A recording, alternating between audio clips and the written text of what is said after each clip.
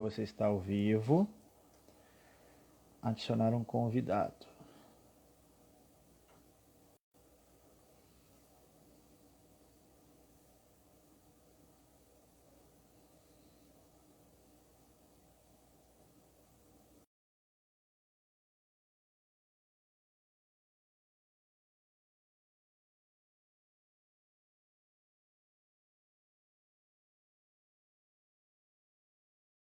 Guardando ver.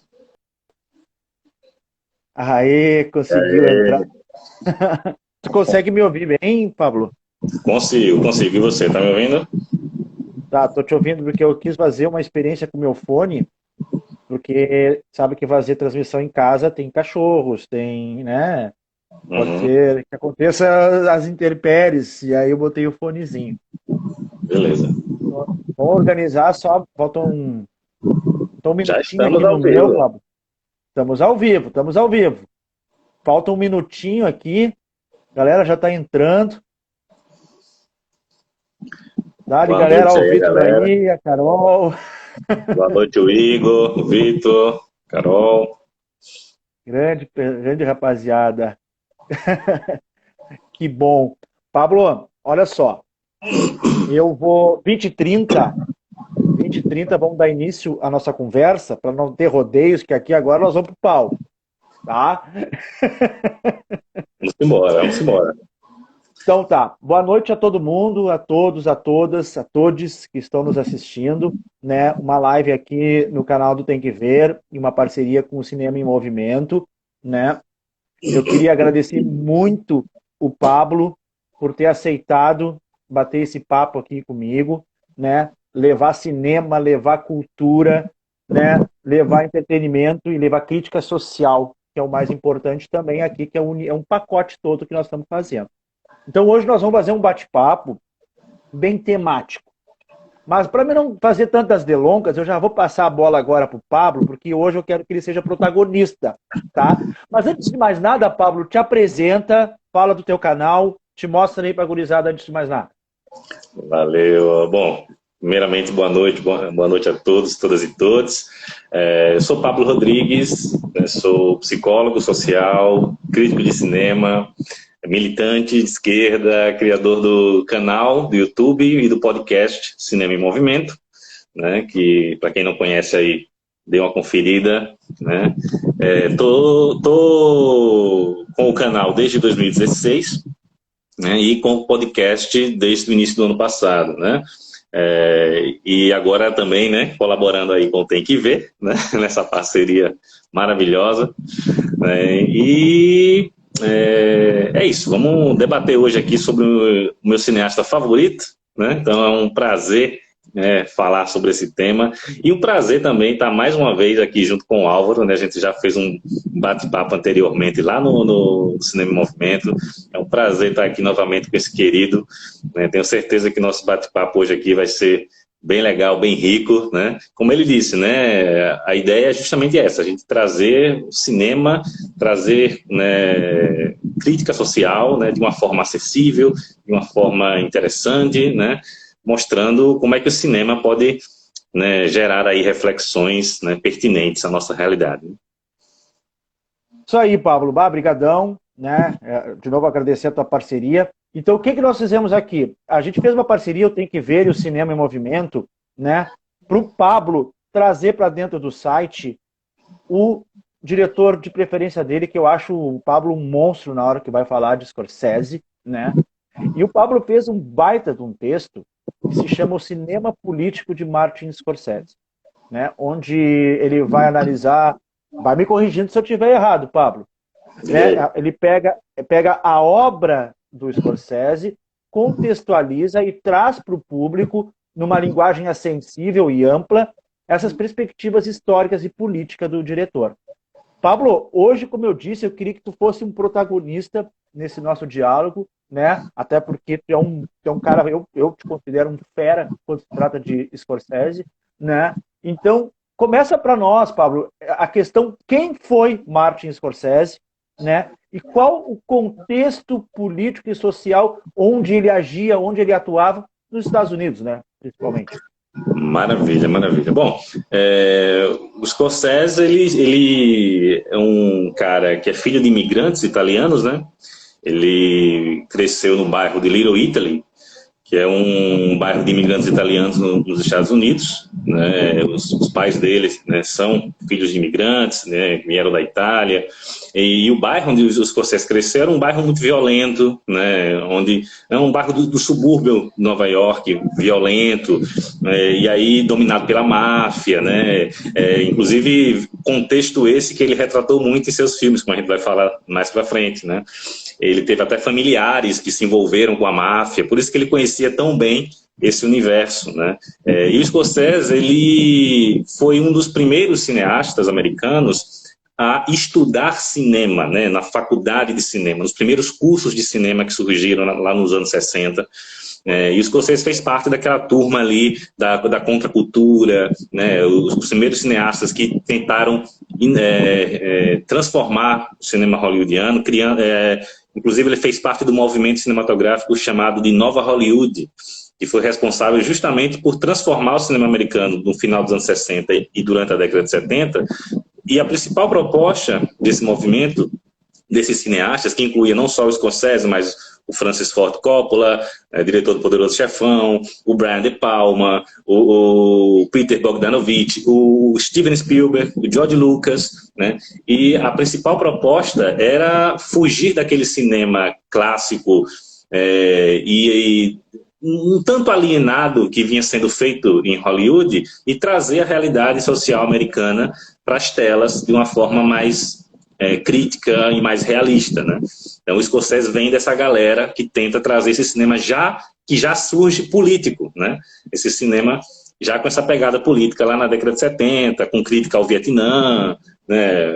Até o George Lucas mesmo com Star Wars, né? Que Star Wars era uma alegoria no início ao Vietnã, né? Com pouca gente sabe. Então o Scorsese vem desse meio, né? Ele já surge no meio dessa galera politizada, tentando trazer esse cinema mais diferenciado, mais crítico, mais engajado, né? E ao longo da sua carreira, ele foi um dos poucos cineastas dessa turma que manteve, né, essas características, né, até hoje. Muito interessante, Pablo, e tu traz também assim, um termo que eu achei bem bacana, né? A obra scorsesiana é, acima de tudo, um estudo sociopolítico da vida urbana capitalista, em especial da sociedade americana. Achei muito bacana esse termo que usou, um estudo, né, sociopolítico. Desmiuça um pouco mais dessa questão, assim, que eu achei bacana. Eu não tinha percebido o Scorsese nesse sentido. Sim, sim. O Scorsese, ele... Olha o sogrinho aqui fazendo parte. Olha os cachorros aqui, gente, que estão invadindo aqui o quarto. Isso faz parte. Isso é transmissão ao vivo. Isso faz parte. Pois ao vivo é assim mesmo, improviso. Bom, eu falo isso porque o Scorsese, ele, desde o início da sua filmografia, ele sempre se interessou por retratar, até por conta dessa proposta da Nova Hollywood, né, a sociedade americana. Só que diferente do que a gente tinha anteriormente em Hollywood, a visão do Scorsese sobre a sociedade americana é uma visão bem crítica, né? Uma visão que não é aquela visão floreada, né, que a gente tinha antes, né? A Hollywood dos musicais, né? A Hollywood dos faroestes idealizadores, não. A visão do Scorsese sobre a sociedade americana é a visão dessa sociedade que ele conheceu desde lá do seu bairro, né, do seu bairro cheio das contradições sociais, né, uma sociedade violenta, uma sociedade adoecedora, uma sociedade que é xenófoba, né? O Scorsese, como filho de imigrante, viu de perto a xenofobia com relação a esse grupo, né? Uma sociedade que é machista, que é misógina, né? E principalmente ali na década de 70, né? Nova York, da década de 70, era uma cidade, né, era um caos, né? E o Scorsese, ele é obcecado por Nova York, né? Ele ama ao mesmo tempo que identifica essas mazelas em Nova York, né? Ele tem uma verdadeira obsessão por essa cidade. E ele traz isso em todos os seus filmes. Desde o seu primeiro filme, o primeiro filme que o Scorsese lançou foi um curta-metragem de 5 minutos, e está disponível no YouTube, inclusive, chamado The Big Shave, que é uma alegoria com relação ao Vietnã, né? Uma crítica com relação à presença dos Estados Unidos no Vietnã. Né, que inclusive o filme nada mais é do que um cara tentando fazer a barba e ele se corta, e cada vez que ele se corta ele continua passando a gilete e o sangue vai saindo, ele continua passando a gilete, né, que é uma alegoria da presença dos Estados Unidos no Vietnã, né, que insistia em estar lá, né, matando seus jovens, matando, né, o seu povo por uma guerra, né, sem sentido, né? Então, desde o início, ele vai trazer esses temas relacionados à sociedade americana, né? Chegando no Caminhos Perigosos, que é o primeiro grande filme dele, onde é um filme semi-autobiográfico, né? Que ele fala um pouco dessa vivência dele em Little Italy. Taxi Driver, né? Que é uma puta crítica à sociedade americana dos anos 70, né? Toda a paranoia e todo... que é a grande inspiração do Coringa, né, atual, e toda a sua carreira ele vai sempre estar atento às questões da sociedade americana de cada tempo, né? Recentemente a gente teve o Lobo de Wall Street, onde ele traz a discussão sobre o capital fictício, né, sobre esse mundo, né, do capitalismo, das grandes corporações, né, então ele está sempre atento a essas questões e sempre trazendo isso, né, até mesmo em filmes que aparentemente não tem muito a ver com isso, como a sua trilogia da fé. Ele também tem essa também, né, seus filmes religiosos, né? Enfim, então por essas questões é que eu digo que o Scorsese, a obra dele é um estudo sociopolítico sobre a sociedade americana, né? E em especial essa sociedade americana capitalista, né? E todas as contradições que envolvem esse modo de vida, né, americano. E tu sabe que me chamou muito bom, eu não sabia essa aí do curta, do primeiro curta dele, muito novidade para mim, assim, ó. Muito interessante trazer isso aí. E sabe uma coisa, Pablo, que eu tava vendo também, porque eu sou muito o primeiro filme que eu vi do Scorsese foi Cassino, né? E vi pequeno Cassino, me impressionou, sabe uma cena que me impressionou, a primeira cena que me impressionou na minha vida, em termos de violência no cinema, foi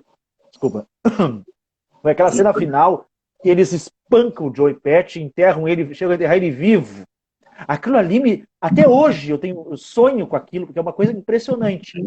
Mas, retomando, nós já chegamos nessa parte da quadrilogia que tu vai chamar, né, Pablo? Aí eu queria conversar um pouquinho, porque eu estava analisando, eu gosto muito também de fazer esses links com história, né? Eu sou professor de história também, sou professor de ciências também. Faço uma lambança, né, Pablo? Me conhece um pouquinho nesse tempo aí que nós estamos conversando. Ótimo professor, por sinal. E assim, ó, Pablo, eu gosto muito de enxergar a sociedade e dar importância ao sujeito histórico. Eu penso que muitas sociedades, muitos países, muitas nações enfrentam problemas de retrocesso por não terem, na sua maioria da sociedade, sujeitos históricos. O que é um sujeito histórico? É aquele cara que sabe do seu passado para entender e saber viver o presente e evitar desgraças do futuro. Resumindo, tá? Estou fazendo um resumo. E eu fiz um link, não sei se também apropriado, com um termo que eu também fui conhecer dentro do teu texto, que é o indivíduo scorsesiano, né? Deixa eu ver se eu consigo, inclusive tu pega esse link do indivíduo scorsesiano e traz pra gente o Taxi Drive e o Touro Indomável, né? Como é que tu enxerga? Eu li um pouquinho, né? Deixa eu ver se eu consigo achar quando ele foi assim, ó. Em outras palavras, o indivíduo scorsesiano é um produto do seu meio, ao mesmo tempo que também o constrói e transforma. Achei muito bacana isso. Como é que a gente linka? Como é que a gente comenta? Como é que a gente conversa sobre o indivíduo scorsesiano? Sim, sim. Esse indivíduo scorsesiano, né, eu diria eu até falo no texto, né, que o Scorsese ele parte de uma visão sócio-histórica de mundo, né, para contar suas histórias. Essa visão sócio-histórica é justamente mais ou menos isso que você trouxe, né, uma visão que entende os indivíduos dentro de um contexto histórico, né, e entendendo que esse contexto ele tanto influencia a constituição da nossa personalidade, da nossa subjetividade, ao mesmo tempo que esse contexto ele é constituído, ele é formado, né, por essa nossa influência também. Então, nós somos produto do nosso meio, ao mesmo tempo que a gente constrói esse meio com as nossas ações, né, com a nossa relação com esse meio. E o Scorsese, ele demonstra na sua filmografia partir de uma visão dessa, uma visão sócio-histórica de um sujeito histórico, um sujeito contextual, né, daquele tempo, né, e esse sujeito como produto, né, do seu meio, da sua relação com aquele meio. Então, quando eu dei o exemplo do Taxi Driver e do Touro Indomável, mas isso a gente pode perceber em toda a filmografia do Scorsese, né, porque você tem ali no Taxi Driver um sujeito que já é um cara que tem as suas questões, um cara com a saúde mental fragilizada, um cara paranoico, psicótico, né, e vive num contexto social que não favorece a melhora dessa sua situação mental, né? Um cara que vive num contexto totalmente adoecedor, né, que intensifica mais ainda as suas paranoias e a sua psicopatia, né? Só que existem aí entra todas as questões, as contradições desse contexto, porque é um contexto classista, um contexto preconceituoso, né? Então, ao reforçar essas paranoias, esse cara age de uma forma extrema, só que quando ele age, eu até falo, né, que quando ele age de forma violenta, direcionada a certos tipos de pessoas, políticos, por exemplo, né, ele é condenado. Quando ele age relacionado àquelas pessoas ditas marginalizadas, como negros, por exemplo, né, ele é aplaudido. Né? Então, até que ponto essa psicopatia, essa paranoia, então depende muito para onde ela é direcionada. Né? Então esse contexto, veja a contradição desse contexto, né? Que para alguns grupos ele aceita essa psicopatia, né? E para outros não, né? Então é uma sociedade tão adoecedora quanto esse indivíduo, né? Que ao invés de contribuir para uma melhoria da sua saúde mental, não, intensifica mais ainda, né, essas questões. Da mesma forma, o Touro Indomável, né, que é um protagonista odioso, assim, um cara escroto pra caralho, mas é um cara extremamente machista, que bate na mulher, né, violento, né, só sabe brigar, né, mas é um cara que vem de um contexto violento, vem de um contexto machista, ultraconservador, década de 50, né, que era extremamente conservadora, né, teve que junto com seu irmão se virar ali para viver, e o que ele aprendeu a fazer para se virar na vida foi brigar, foi ser violento. Então, até o título, Touro Indomável, ele tem que ser um touro tanto dentro do ringue quanto fora também, né? Então, o Scorsese, ele tem isso, ele sempre procura escolher como protagonista indivíduos que a gente geralmente não quer como protagonistas, né? Ele sempre escolhe esses tipos, né, que geralmente a sociedade deixa de lado, né? Que pessoas odiosas, pessoas, né, cheias de defeitos, né? Só que ao trazer todo esse contexto histórico e social onde essas pessoas estão inseridas, ele acaba forçando a gente a compreender melhor essas características dessas pessoas sem necessariamente julgá-las, né? Então você compreende o que faz do Jake LaMotta, do Touro Indomável, esse cara touro, né? Esse touro ignorante, bruto. Você entende o que torna o Travis do Taxi Driver esse psicótico, né? Inclusive ele é um veterano do Vietnã, né? Então você entende todo esse contexto que faz com que essas pessoas sejam assim. Mas não necessariamente você concorda com elas, né, mas você consegue compreendê-las, e o mais importante é justamente isso, essa relação desse meio com essa personalidade que ele está retratando. Então, nesse sentido que eu falo que o indivíduo scorsesiano é esse indivíduo, né, sócio-histórico, esse indivíduo social, né? Todos nós somos seres sociais, né? Mas o Scorsese, ele reforça, ele destaca muito isso, né? Porque você vê muito em alguns filmes essa coisa, uma visão às vezes muito individualista, como se a subjetividade nossa fosse independente do meio, né, onde a gente está. né? E não, a gente, a nossa subjetividade, quem a gente está intrinsecamente ligado com o meio que nos cerca, né? E isso o Scorsese destaca muito bem. E aquilo, né, Pablo? Porque é bem tipo de um filme e de um diretor, de uma história, seja quem for, que não existe o vilão e o mocinho, né? Exato. Existe uma pessoa lá, né, que segundo, né, o Scorsese vai ser influenciada pelo meio. Esse dia eu estava vendo vi assim um depoimento, agora eu não me recordo quem foi, era de uma profissional da área, né, e ela falava que existia 3 modos de pessoas, né? Aquela pessoa que nascia, que era um papel em branco, entendeu? Que a partir disso ela era moldada na sociedade, onde ela nascia, aquela folha começava a ser escrita, e assim ele se constituía, né? Ou uma vertente que dizia que, não, eu nasço com algumas escritas já, eu já nasci com algumas características que eu estou propenso a desenvolver, posso potencializar ou não, né? E o Scorsese, eu acho que ele traz essa questão desse indivíduo aí, contextualizando, né, a questão do sujeito histórico. Mas agora a pergunta que não quer calar. Aí eu gostaria de... Como é que a gente pode entender o Scorsese? Ele acreditaria que a sociedade muda através da meritocracia? Essas pessoas vão sair dali através do seu esforço? Ou ele acredita que os Estados Unidos deveria ter uma política pública de qualidade para servir os cidadãos de Little Italy, por exemplo? Olha, conhecendo o Scorsese, já tendo visto entrevistas dele sobre essas questões, sei muito bem que meritocracia é algo que ele não acredita. Aí, eu sabia qual é que era do Scorsese. Ele sabe muito bem que existe a opressão, que existe a desigualdade, e que as pessoas precisam... Tem até uma entrevista dele no YouTube que ele fala do cinema brasileiro, né, da década de 60, do cinema novo, elogia muito Glauber Rocha e tal.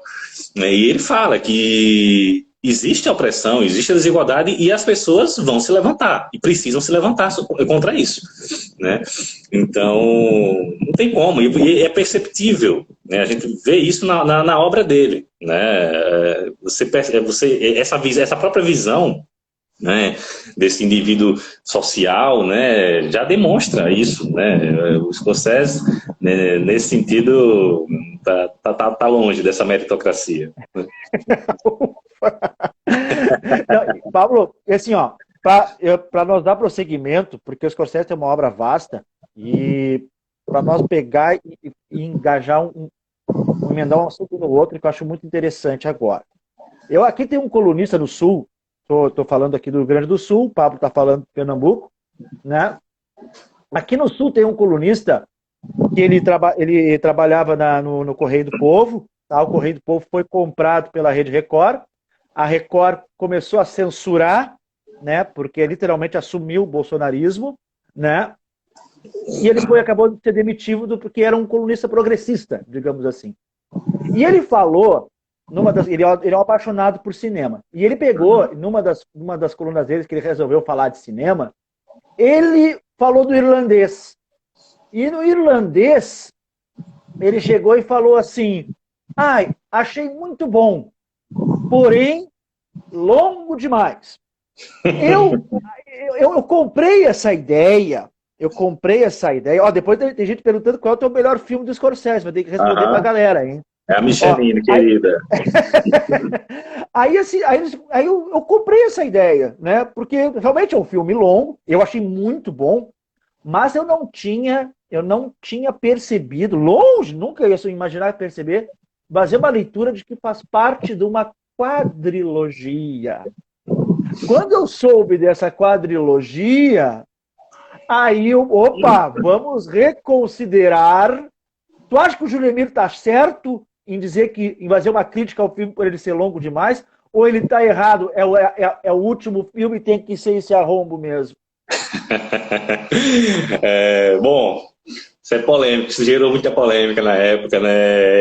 É interessante que no mesmo ano os cinemas lotaram para ver 3 horas de Vingadores Ultimato, né? E ninguém reclamou. Boa, boa. Né? Ninguém reclamou de 3 horas de Vingadores, né? Mas assim, eu até recomendo depois, quem quiser puder ver minha crítica lá do canal sobre o Irlandês. Eu acho um filmaço, eu acho uma obra-prima, o Irlandês, um dos melhores do Scorsese, que está na Netflix para quem quiser. O filme é longo, sim, né? As pessoas, atualmente, as pessoas não estão muito acostumadas com filmes muito longos, né? Isso era mais comum antes, lá atrás. Mas o Irlandês é um caso interessante porque a duração dele, o Scorsese não é à toa, é uma duração que é utilizada como elemento narrativo, até para reforçar tudo que ele está trazendo ali sobre a discussão, até mesmo sobre a velhice, né? Então, ele utiliza a própria duração do filme como elemento narrativo, né? Não é uma duração que está ali só por estar, só porque ele não queria cortar o filme, né? Então, tem essa questão. Só respondendo rapidinho a Micheline aqui, que também é psicóloga, tá? O meu filme preferido do Scorsese é Toro Indomável, né? Que eu estava falando agora há pouco, de 1980, tá? Que está disponível no Telecine. Acho que está no Telecine, acho que é. Sim, aí o Álvaro falou da quadrilogia, né? O Scorsese, a quadrilogia da máfia, né? Porque o Scorsese, ele é mais conhecido pelos seus filmes de máfia, né? O Álvaro falou que o primeiro filme que ele viu dele foi o Cassino, né? E o Scorsese quando se fala no Scorsese, geralmente o pessoal lembra logo dos filmes de máfia dele, né? Sendo que ele dirigiu quase 40 filmes e só 4 são de máfia. Mas ele é lembrado por eles, né? E é lembrado justamente porque a forma como ele traz a máfia é totalmente diferente do que o gênero de filmes de máfia trazia, né? Nos filmes de máfia, geralmente, existia todo uma certa visão idealizada, um certo glamour com relação à máfia, né? E o Scorsese, por conhecer essa realidade, né, de perto, traz uma visão mais crua, mais realista, né, mostrando que a coisa não é assim, que a coisa é feia, que a coisa é suja, né? E ele dirigiu 4 filmes. O Caminhos Perigosos, de 73, que é semi-biográfico, né, baseado nas próprias vivências dele. Os Bons Companheiros, de 90, que é um dos melhores dele também, e um dos melhores filmes de todos os tempos. Cassino, né? Nosso Álvaro falou aí, filmaço. E o Irlandês, que foi recente agora, de 2019. Né? Então, esses 4 filmes compõem essa quadrilogia, né? Que eu é que chamo, tá, gente? Isso aí não é oficial, não. É a quadrilogia da máfia do Scorsese, né? E é interessante porque o Álvaro falou desse fechamento, né? Ela não foi uma quadrilogia que foi pensada, né, como uma quadrilogia, né? Ele foi fazendo os filmes, mas acabou que ele escolheu muito bem as histórias que ele foi contando, né? Porque ele acabou seguindo uma linha que faz um estudo da máfia, né? Porque você tem lá em Caminhos Perigosos, conta a história dos garotos, praticamente, que vivem ali naquele bairro de Little Italy, né? Aquele bairro violento, e tentam conseguir algumas vantagens fazendo alguns trabalhos para a máfia local, né, tentando obter alguma coisa. Nos Bons Companheiros, o segundo filme, esses garotos, é como se os personagens já entram para a máfia, né, é como se aqueles garotos de Caminhos Perigosos tivessem entrado para a máfia, né, usufruem de todos os seus privilégios, né. Em Cassino, a gente vê esses caras agora, né, não são os mesmos personagens, mas é como, né, pensando como se fosse, né, nessa escalada. Em Cassino, você tem esses caras que conseguem chegar numa máfia de alto nível, uma máfia que está envolvida com a política, com os cassinos, né? Então, já é como se chegasse no auge, né? E aí você tem em O Irlandês a derrocada, né? Essa máfia, os personagens já estão velhos, né? Já estão mais idosos, né? Então você acompanha eles também lidando com a política, né? Mas você já acompanha a derrocada deles, né? E as consequências de viver essa vida, né? Então é como se fosse justamente esse ciclo, né? Que ele traz com esses 4 filmes, né? E para além disso, né? esses 4 filmes, além de ser esse estudo sobre a máfia, eles demonstram ser um estudo profundo também sobre a sociedade americana, né? Como a gente vai falar. Muito bom. Achei muito interessante essa questão da quadrilogia, uma evolução, né? Até o Adriano tá botando aqui, ó, Bons Companheiros como o melhor filme do Scorsese de máfia dele. Mas só não sei se dá para dizer que é de máfia, tá? Ele tá fora dessa quadrilogia que tu intitula, né, Pablo? Mas eu queria fazer uma introdução antes de nós entrar num outro tema, que eu vou puxar daí o berço da história norte-americana, tá? Que daí nós entramos nos gangues de Nova York, né? Calma aí. Porque eu quero fazer uma introduçãozinha, trazer um pouquinho da história dos Estados Unidos. Porque eu vejo muita gente, né, que não é sujeito histórico, uma pena, falar: e se nós fôssemos colonizados pela Inglaterra, nós não seríamos essa bagunça. Olhem os Estados Unidos como são. Lá não tem sujeira, lá não tem pobreza, lá eu posso andar e não sou assaltado. Maravilha. É o famoso aquele complexo de vira-lata. E não estou falando no sentido pejorativo, estou falando no sentido acadêmico mesmo, né? Da questão do Darcy Ribeiro mesmo traz, essa questão de inferioridade por não saber do seu passado, não entender seu presente e fazer do futuro uma ideia errada. Mas só para explicar um contexto antes de nós entrar no assunto do gangues. Os Estados Unidos, diferentemente dos outros países colonizados pela Inglaterra, a Inglaterra colonizou o sul dos Estados Unidos. O sul dos Estados Unidos foi colonizado. Lá teve grandes plantações, lá teve escravidão, lá teve aquele ciclo do plantou, vendeu só para a metrópole vendeu. Tanto é que, se tu for ver, países que foram colonizados na sua totalidade pelos Estados Unidos, hoje são países pobres. Jamaica, algumas ali na ilha na América Central, como países africanos que foram colonizados na sua totalidade, são países pobres que ser colonizado pela Inglaterra é até pior do que ser colonizado por Portugal. Ser colonizado, ser invadido por esses países também é horrível, né? Mas o que acontece? O norte dos Estados Unidos não foi colonizado. Pelo contrário, foi menosprezado pela Inglaterra. Só que porque lá tinha o tal dos índios selvagens e terra que não servia para plantar. Clima muito, muito árido, muito frio.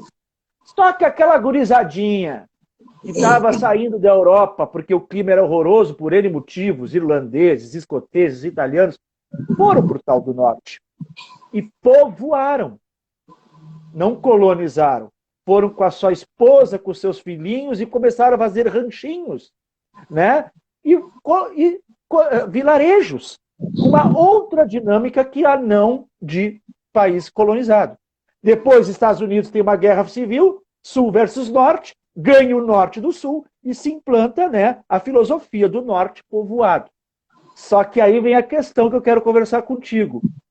Gangues de Nova York nos explica uma origem de Nova York não tão bonitinha assim, como a galera fala que é.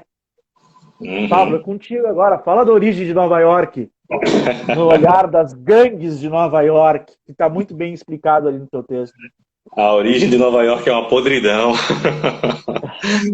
Porque essa explicação que o Álvaro trouxe, né, é sensacional. E é isso mesmo, né? Inclusive, eu lembro o pôster de divulgação do Gangues na época, né, dizia: a liberdade nasceu nas ruas, né?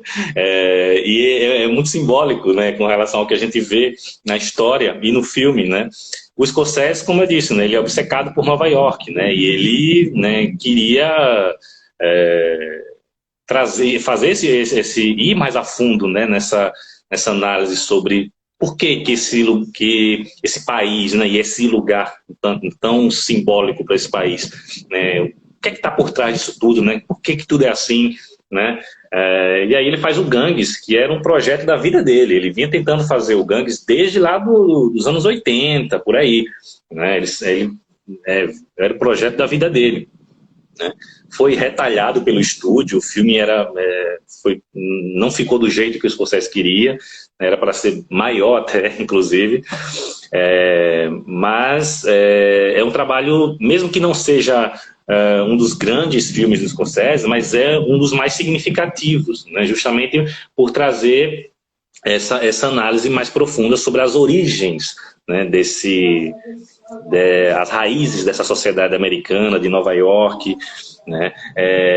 E é interessante porque isso que você trouxe dessa contextualização, né, a gente percebe toda essa galera que veio de fora, né, esses imigrantes, né, assim como aqui no Brasil a gente tem o Nordeste, né, que boa parte do Nordeste veio para o Sul, para o Sudeste, né, praticamente construiu o nosso país, né, a mesma coisa acontece lá, né, e ao mesmo tempo você tem essa xenofobia tão presente, né, dentro da sociedade americana, com essas pessoas que praticamente construíram esse país, né? Então, eu acho muito simbólico, por exemplo, uma cena do Gangues, que é um plano sequência maravilhoso que o Scorsese traz, né? O plano sequência é quando você filma toda uma sequência sem utilizar cortes, sem cortar, né? Um take só. E aí ele filma os irlandeses chegando no barco, né, chegando à terra das oportunidades, né, chegando em Nova York, e assim que chegam, os homens já são separados, já são dadas a eles armas, assinam ali para irem para outro navio, para irem guerrear, para irem para a guerra, né, lutar, né. Então, os buchas de canhão, né, então desde lá que essa xenofobia é tão presente, tão marcante nessa terra, né, que sempre vendeu essa ideia de ser a terra das oportunidades, né, onde seus sonhos serão realizados, onde você, através da sua meritocracia, né, através dos seus esforços, você vai conseguir realizar os seus sonhos, né, a Estátua da Liberdade, né, que tem lá, né, diz lá, tragam-me os oprimidos, os cansados, né, só que a realidade é outra, né, esses imigrantes, quando chegavam nos Estados Unidos, eram recebidos dessa forma, né? Eram tratados com preconceito, né? Eram colocados de bucha de canhão para a guerra, né? E é tudo isso que o Scorsese retrata no Gangues, né? Então, ele mostra como desde lá essa promessa americana, né, sempre foi uma ilusão, né? Esse sonho americano sempre foi uma ilusão, né?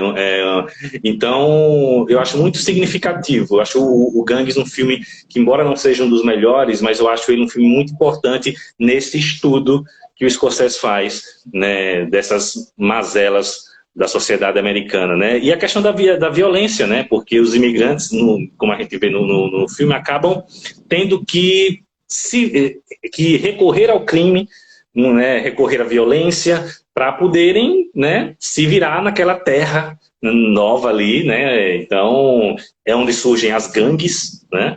E as gangues de imigrantes, as gangues dos nativos, né? Então as raízes dessa violência, né, que é tão presente nos demais filmes do Scorsese, é importante trazer também que essa violência, né, que os filmes do Scorsese geralmente são muito violentos, mas diferente, que eu até falo no texto, que diferente de outros diretores, a violência scorsesiana, ela é uma violência sempre justificada. Ela nunca é uma violência gratuita, ela é sempre fruto, ela é sempre uma consequência daquele contexto social onde os personagens estão inseridos, né? Então, nunca é uma violência pela violência, não é um Tarantino da vida, né? Então, eu acho muito interessante o Scorsese trazer o Gangue, sabe? É meio como se ele fechasse esse estudo que ele faz junto com os demais filmes da quadrilogia, né? Porque o Gangues, ele é um filme de máfia, no meu ponto de vista. Ele é um épico, mas ele é um épico de máfia, né? Porque tudo que a gente vê nos demais filmes de máfia dele estão presentes também no Gangues. Então, acho que geralmente ele é deixado um pouco de lado quando se fala dos filmes de máfia, mas eu acho que ele poderia entrar tranquilo. Muito interessante, porque o Gangues, ele merece uma atenção, porque quando o Scorsese, ele começa, ele faz a filmografia dele, e agora vamos ficar preso nessa questão da máfia, porque ele traz a origem dos Estados Unidos. Só que os filmes, tem muita gente que usa a cultura Só voltando ao meu raciocínio, os filmes dele, ele fez no auge da hegemonia norte-americana, no auge da hegemonia dos Estados Unidos. Os Estados Unidos como o que dita o norte econômico, social e político do mundo. Né? Uhum. E, ao mesmo tempo, quando tu tem uma potência dessa magnitude, tu usa a cultura também como uma ferramenta de dominação. Né? Eu uso, por exemplo, eu acho muito interessante, isso eu até vi também, depois eu quero comentar também, vi isso no teu vídeo, aquele primeiro filme que existiu, O Nascimento de uma Nação, onde ele faz uma narrativa, né, para mostrar o que eles querem que as pessoas vejam dos Estados Unidos. Mas, ao mesmo tempo, o que o Scorsese faz que muitos também fazem lá? Porque os Estados Unidos têm uma contracultura muito forte. Né? Eu sou fã, por exemplo, da banda Rage Against the Machine. Não sei se vocês já ouviram falar. Rage Against the Machine é uma banda grunge, sabe, que mete pau no sistema capitalista norte-americano e uma banda norte-americana. Tem um autor muito interessante que eu leio também, que é o Peter Anderson. Agora não vai me recordar, que ele pega e fala uma colocação muito interessante, que é assim, ó, os Estados Unidos, ao mesmo tempo que ele tem esse setor corporativo, dominação, que é o que faz esse modo de produção capitalista prosperar, ele tem um panelão de todas as populações do mundo nas suas grandes cidades.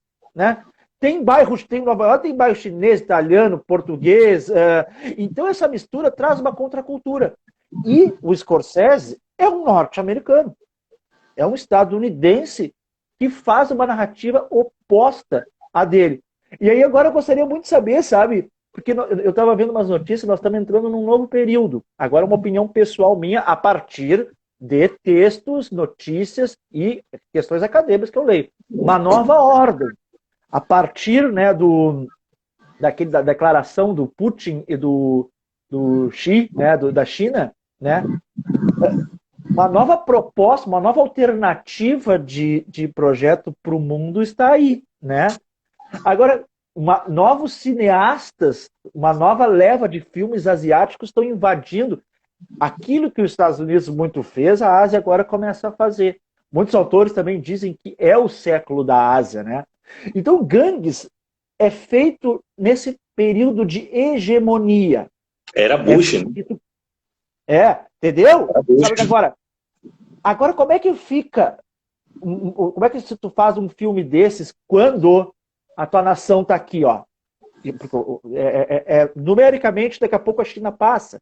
Hoje mudamos, nós estamos num novo paradigma. Isso é fato. Né? Nós temos o maior país territorial, um dos maiores que rivaliza o maior exército do mundo com os Estados Unidos, e nós temos a maior potência econômica do mundo em 10 anos, que é a China. Mudou a realidade. Scorsese faria Gangues de Nova York de uma outra forma? Tocaria na ferida quando tem uma nação do outro lado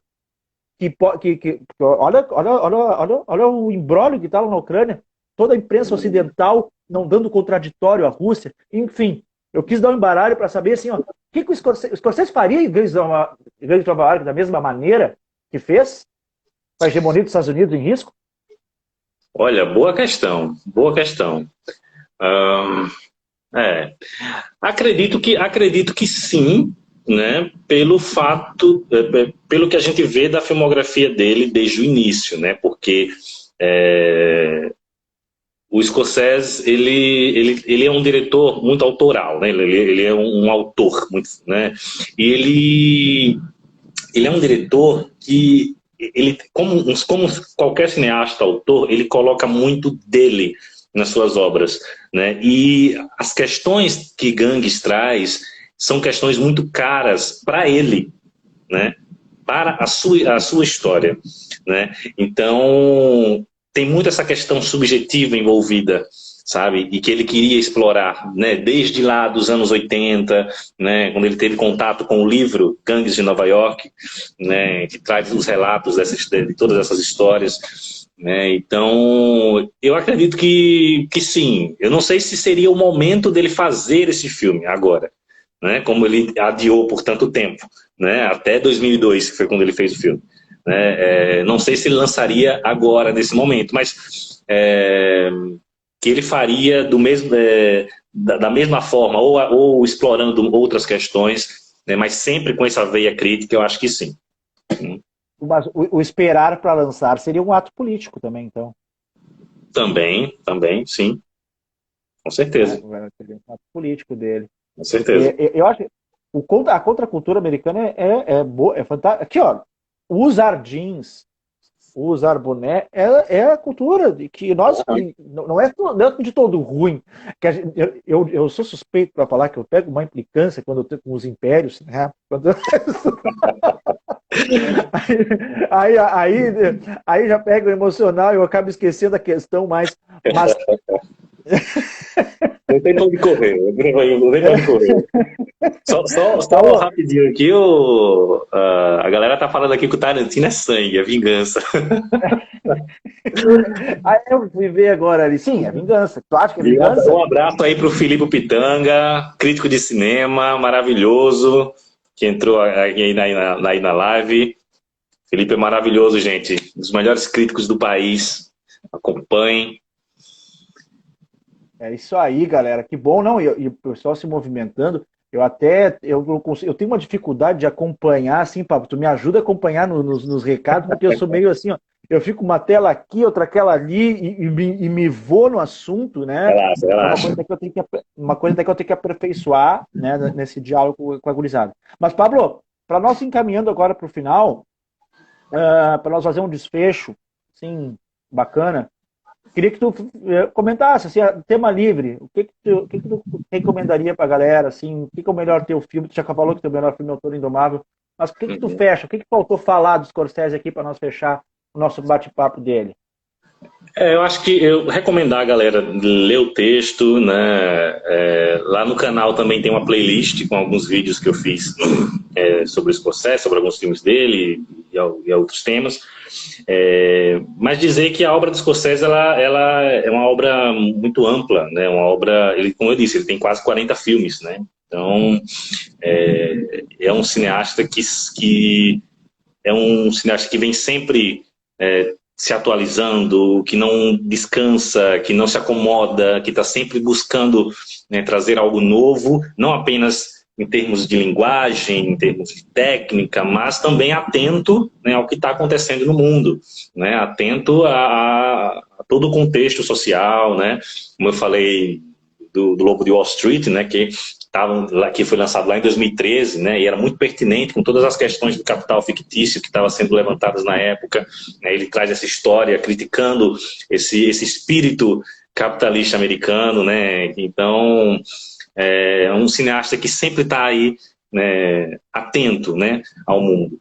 E essas questões que a gente discutiu aqui, né, que demonstram já esse teor político da obra dele, existem outras questões que também são presentes na obra do Scorsese, a questão da masculinidade tóxica, que levanta que é uma outra discussão que a gente pode trazer dentro da obra dele, né, a própria fé, a forma como o Scorsese enxerga a fé, é uma forma muito peculiar também, e política também.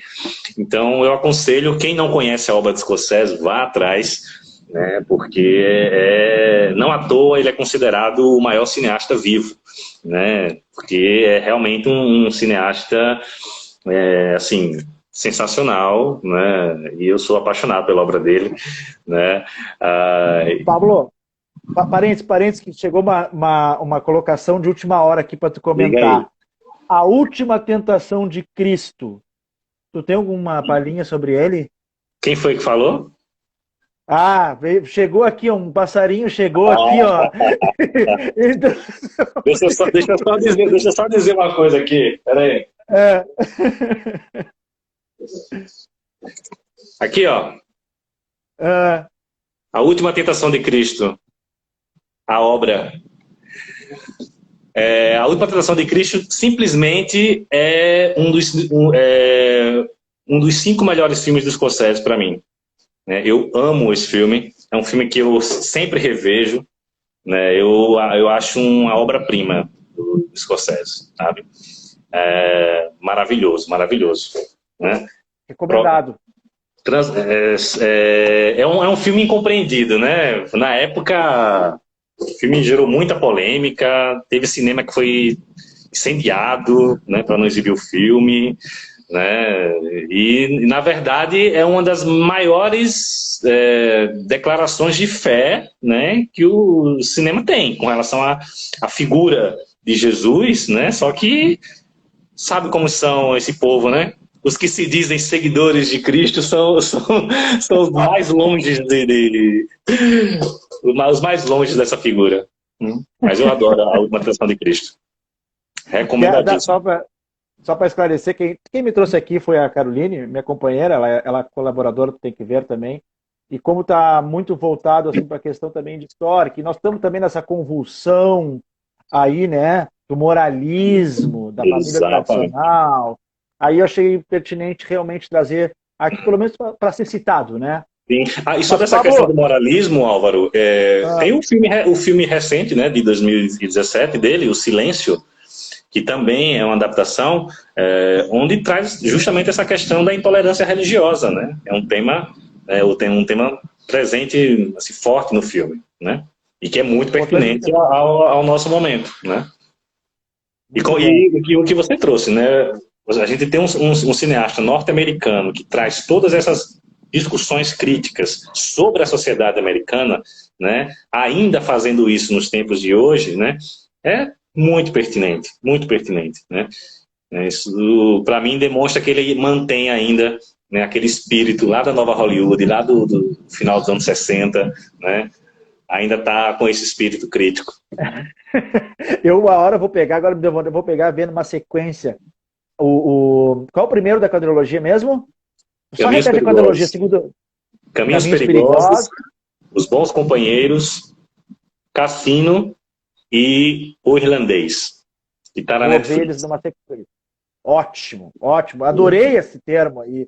Vou ver com outros olhos agora.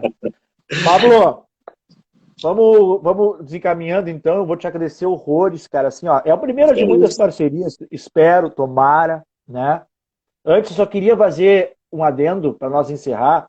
O Pablo tem uns vídeos muito interessantes no canal dele, no Cinema em Movimento, que eu faço questão aqui de divulgar, porque um grande problema que nós temos aqui é o divulgar ciência, tá? O divulgar conhecimento, tá? Não adianta nada eu ser um baita de um cientista, saber tudo sobre vacinas, vírus, e não saber explicar para a população em geral, ficar só na minha bolha, né? E isso vale também para o cinema. E o Pablo tem 2 vídeos muito espetacular, que é que ele pega e fala assim, como um leigo, como uma pessoa comum consegue pegar e analisar questões técnicas de um filme. Depois a gente vai botar ali no link, eu vou botar o link ali no Tem Que Ver. E depois um segundo que eu vi, que é muito bom, como analisar clássicos politicamente incorretos. Aí, pô, eu já desconfiava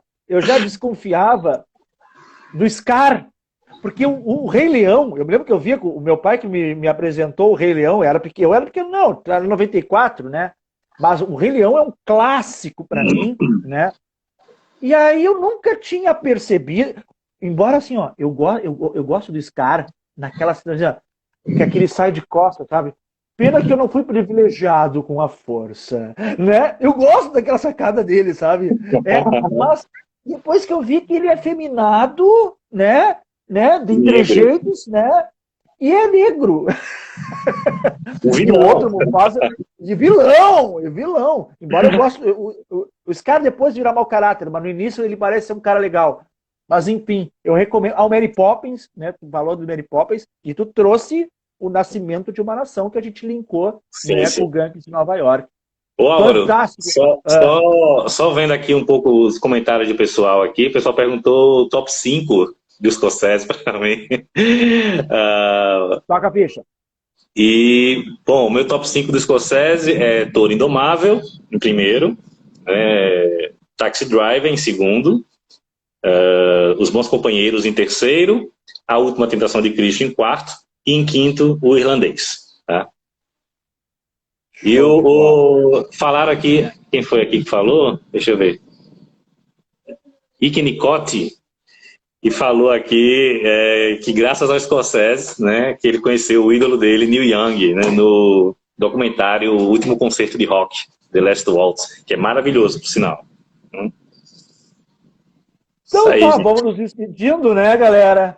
Né, que a vida segue. Álvaro, a gente não pode esquecer de mandar um abraço aqui para a galera dos Incompreendidos, né? Nosso grupo dos Incompreendidos, né? Que se não fosse este grupo, a gente não teria essa parceria aqui. Né? Nosso querido Breno, articulador de tudo isso. Cara, eu me lembro que eu recebi aquela mensagem do Breno, e aí o Breno convidando assim, cara, tu quer participar de um grupo para fazer uma premiação? Cara, eu topo total, né, meu? E o Breno uniu gente de todo o país. Do mundo. Lembrado, do mundo. Do mundo. Temos a Ilana lá de Portugal. Isso, Irlanda. Temos, né? Breno aqui, gente, é do perfil Cinema da Arte, acompanhe também, um perfil maravilhoso, tá? Uma galera, um abraço para toda a galera dos Incompreendidos aí, a Ilana, a Maria, a Marta, agora recente, o Breno, o Vitor, Leonardo Ferrin, Leonardo Lima, Filipão, né? O Gustavo. Bom lembrar. E a galera do podcast Cinema Movimento, que eu tenho que mandar um abraço também para a galera do Cinema Movimento, lá do podcast, a Vivi, a VV, o Caio, o Léo, né? Filipão. Então, um abraço para toda a galera. Um grande abraço para esse pessoal que realmente, sem os Incompreendidos, né, essa live seria inviável. Né? Então, e outra, um grupo de qualidade, né? Depois a gente vai deixar também ali nos hashtags o canal do pessoal, né? Que eu acho que vale a pena, porque todos dialogam, cada um na sua perspectiva, né? Mas todos dialogam cinema, cultura, crítica social, qualidade. Né? Pontos de vista, às vezes dá uns arranca-rabo, né? Mas... é normal, tem que ter. Senão não seria, né? Mas, enfim. E vejam e escutem o podcast do Cinema Movimento, galera. Disponível aí nas principais plataformas. E o canal, né? Como é que é o canal? Tu tem o canal do canal e o podcast. O canal no YouTube e o podcast. Muito bom, cara, muito bom. E tem o vídeo do Scorsese, né? Que tá na matéria também, né? O Scorsese que vai falar da quadrologia. E acessem o Tem Que Ver, né? Esse site, ó, conteúdo riquíssimo, acessível, né? Para todo mundo. Tamo junto. Cara, muito bom, muito. Uma coisa que eu também queria falar, porque porque a gente fica tão focado no tema, né, que passa despercebido. É o conjunto dos sotaques, né? Nós aqui conversando, acho que o pessoal deve ter percebido que um é do sul, o outro é do norte, né? E às vezes, no grupo Incompreendidos que a gente tem a questão um fala do Rio, o outro fala de Brasília, outro fala do Pará. Tem o Vitor, né, que manda uns áudios dele também com o sotaque paulista dele, né? No início eu não sabia nem o que era cipar. E outra coisa, já que nós conversamos, eu queria lembrar também o Gustavo, cara. O Gustavo, ele tem um perfil aqui também, né? Que é o Senhor G, que a gente chama ali no grupo. E o Gustavo, através dele, tive contato com muitos curtas, né? Exato. E agradecer o Léo também, né? O Léo do Cine Morlan, por ter também introduzido para mim cinemas, filmes muitos antigos, pertinentes, e ensinar a gente que por mais que o conteúdo seja, né, letal, a gente não pode censurar uma obra. Mas isso aí é papo. O Léo é maravilhoso. Léo é maravilhoso. O Cine Mulholland é sensacional. Outro também que nos ensina, né? Eu falo me ensinou porque eu tô falando por mim, mas o Léo é um dos grandes expoentes da crítica atualmente. Ele está ouvindo, ele está aí participando. Ele eu acho um crítico foda. E nos ensina vocabulários, né? Eu aprendo vocabulários. Tem um vocabulário peculiar. Então tá. Olha aqui, Pablo, te agradecer. Tá? Desculpa aí qualquer gafe que a gente tenha cometido na nossa live, isso faz parte. Maravilhoso. É a primeira live do Tem Que Ver, né? Então, por isso, assim, eu ainda tenho um pouquinho que melhorar na dinâmica, no ler os recados, mas acredito que no conteúdo a gente conseguiu passar o que a gente queria, né? Ou pelo menos quase tudo, né? Uhum. Com certeza. Tamo junto aí. Tamo junto? Um forte Tamo abraço a junto. todo mundo. Nós vamos deixar o vídeo gravado ali na página. Quem quiser assistir com mais calma e curta a gente, siga a gente, né? Nós vamos deixar também os hashtags dos nossos parceiros ali, do nosso Grupos Incompreendidos, que vale a pena também conferir a página deles. Enfim, um forte abraço a todo mundo. Valeu, gente. Valeu, abraço.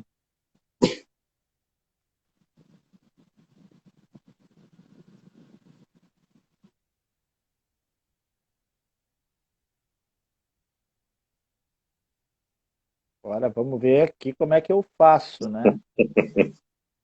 Deixa eu ver aqui. O xizinho em cima. É no xizinho, né? É.